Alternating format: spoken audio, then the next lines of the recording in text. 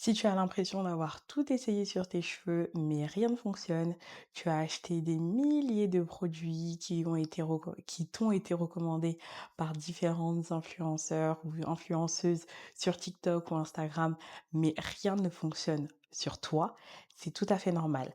La plupart du temps, c'est parce que tu crois avoir un besoin ou traiter un besoin de tes cheveux, mais tu ne connais même pas la problématique. Donc reste ici, tu es sur la bonne vidéo. There's another universe. Please make some noise. Give me a Salut, tu es sur la chaîne Curl Deal, moi c'est Iman, je t'aide à clarifier un peu plus quels sont les besoins de tes cheveux et à comprendre du coup tes cheveux pour pouvoir en prendre soin au quotidien. Aujourd'hui, on va aborder un sujet qui est selon moi très important et essentiel pour pouvoir prendre soin de ses cheveux. C'est quelle est la problématique capillaire et donc quels sont les besoins de ses cheveux.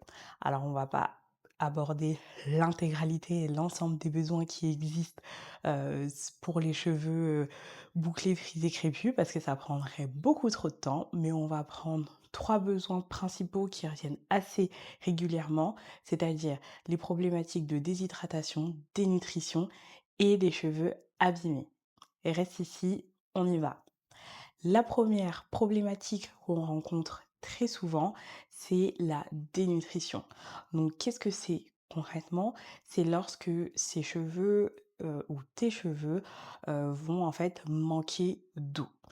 Donc concrètement, comment on le voit sur ses cheveux? Souvent, on peut voir que des cheveux sont déshydratés lorsqu'ils font des frisottis ou on considère qu'ils sont mousseux ou électriques. C'est le principal aspect qui montre que tes cheveux sont déshydratés. Ou alors, ils peuvent également être ternes. Dans ce cas-là, le principal besoin de tes cheveux, ça va être l'eau. Ils ont très probablement soif.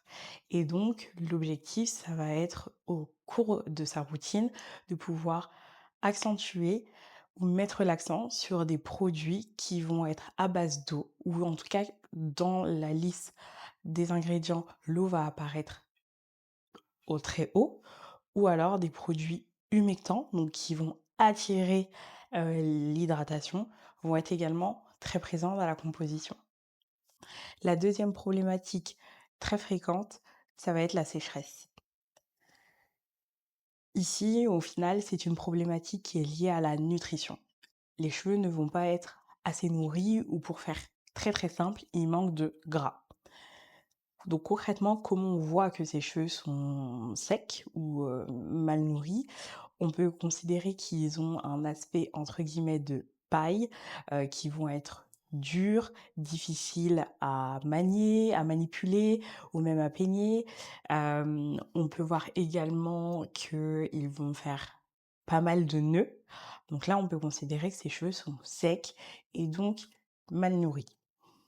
Donc là, l'objectif va être de leur apporter du gras, de la nutrition, à travers principalement des beurres et des huiles, mais pas que, en fait, tout type d'agents nourrissants.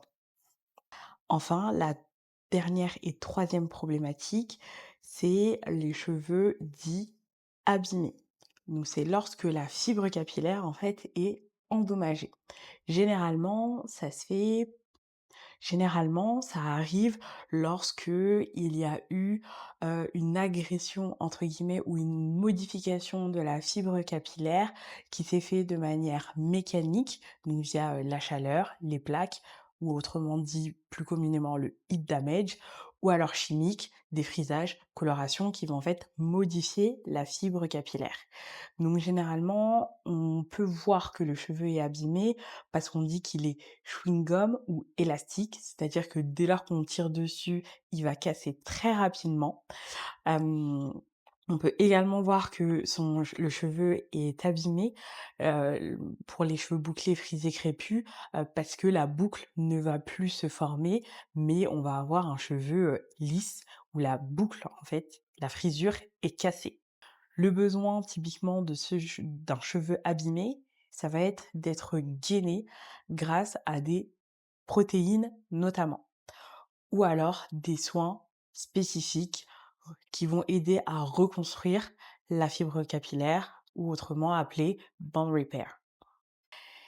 Il faut voir les 3 besoins, donc l'hydratation, la nutrition et la protéine comme étant un triptyque inséparables les uns des autres. Ce sont 3 besoins dont le cheveu a besoin pour pouvoir être sain.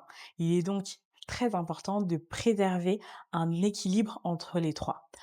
En effet, un cheveu qui va être hydraté, mais qui ne va pas être nourri, par la suite, donc qui ne va pas avoir un corps gras qui va retenir l'hydratation, bah, va perdre très rapidement son hydratation. C'est également le cas. Je vous ai évoqué le fait qu'un cheveu sec, c'était un cheveu qui était notamment, mal nourri.